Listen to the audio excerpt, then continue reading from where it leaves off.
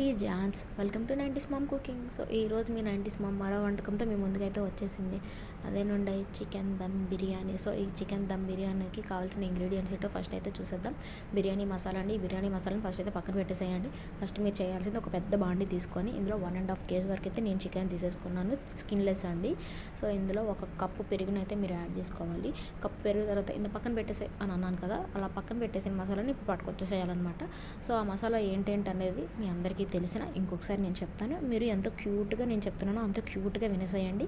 So అవేంటి అంటే షాజీరా, లవంగం, జాజికాయ పొడి, చెక్క, జాపత్రి, అనాస పువ్వు, మరాఠీ మొగ్గ, ఫైనల్గా అయితే బిర్యానీ ఆకు. సో ఇవన్నీ యాడ్ చేసేసుకున్న తర్వాత 2 టేబుల్ స్పూన్ల వరకు బిర్యానీ మసాలా పౌడర్ని అయితే మీరు యాడ్ చేసుకోవాలి.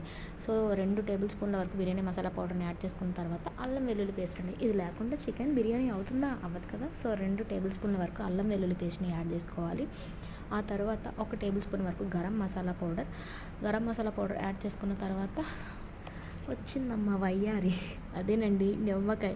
సో 2 నిమ్మకాయలను అయితే మీరు నిమ్మరసం అయితే 2 నిమ్మకాయలు తీసుకొని నిమ్మరసాన్ని కూడా యాడ్ చేసుకోవాలి. దీని తర్వాత 1/2 కప్పు ఆయిల్ని అయితే యాడ్ చేసుకోండి. ఆయిల్ కూడా అయిపోయిన తర్వాత 1/2 టీ స్పూన్ పసుపు, 3 టేబుల్ స్పూన్ల సాల్ట్ కూడా యాడ్ చేసుకోవాలి.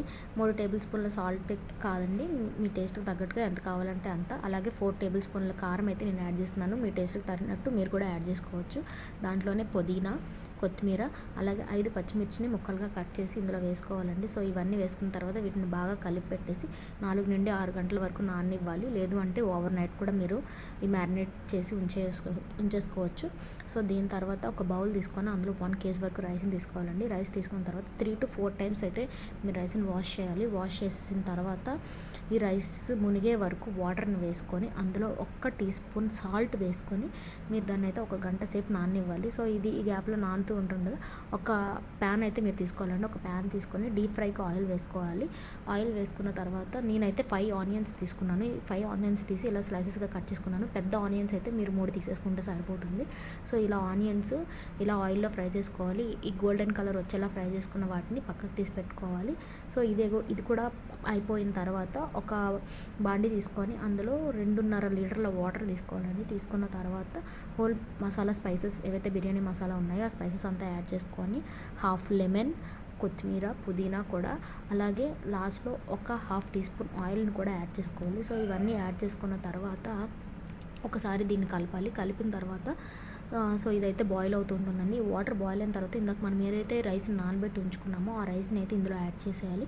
యాడ్ చేసిన తర్వాత హై ఫ్లేమ్లో 10 to 12 minutes వరకు అయితే దీన్ని మనము ఉడకనివ్వాలి. ఉడకనిచ్చిన తర్వాత ఒక మందపాటి గిన్నెని తీసుకొని ఇందాక మనం ఏదైతే మ్యారినేట్ చేసిన చికెన్ ఉందో ఆ చికెన్ని ఒక లేయర్ లాగా మొత్తం చికెన్ అంతా వేసేసుకొని దాని మీద మనం ఏదైతే రైస్ ఉడకబెట్టామో ఒక 10 to 12 minutes హాఫ్ వరకు బాయిల్ చేసిన రైస్ని కూడా ఒక లేయర్లో వేసేసుకొని అలాగే మనం డీప్ ఫ్రై చేసిన ఆనియన్స్, పుదీనా, కొత్తిమీర కూడా ఒక్కొక్క లేయర్ లాగా ఇలా పైన వేసేసుకోవాలండి. సో ఇలా అన్నీ వేసేసుకున్న తర్వాత 2 టేబుల్ స్పూన్ల గీ అయితే వేయాలండి పైన. 2 టేబుల్ స్పూన్ల గీ వేసేసుకోవాలి. గీ ఇష్టం లేని వాళ్ళు గీని స్కిప్ చేసేసుకోవచ్చు, నో ఇష్యూ.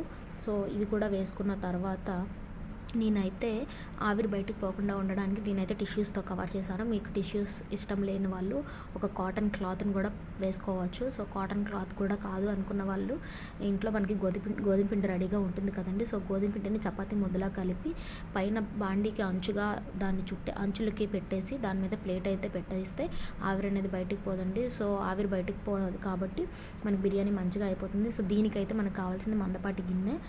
ఇది మాత్రం గుర్తుపెట్టుకోండి, లేదంటే అడుగు పట్టేస్తుంది. సో దీన్ని ఎలా మనము బాయిల్ చేయాలనేది నేను చెప్తాను చూడండి. సో హై ఫ్లేమ్లో అయితే 10 minutes వరకు ఫస్ట్ అయితే మనం దీన్ని ఉడకనివ్వాలి. హై ఫ్లేమ్లో 10 minutes అయిపోయిన తర్వాత మీడియం ఫ్లేమ్లో 10 minutes, మీడియం ఫ్లేమ్ తర్వాత సిమ్లో ఒక 10 minutes పెట్టుకుంటే ఇలా వేడిగా బిర్యానీ అయితే మీకు రెడీ అయిపోతుంది. చూడండి ఎంత బాగా వచ్చిందో. So please subscribe our channel. కొత్త వాళ్ళు అయితే ఆల్రెడీ సబ్స్క్రైబ్ చేసిన వాళ్ళు అయితే లైక్ చేయండి, షేర్ చేయండి, మా వీడియోని షేర్ చేయండి, కామెంట్ చేయండి. So thank you so much. Mary Johns, tata, bye bye, love you so much.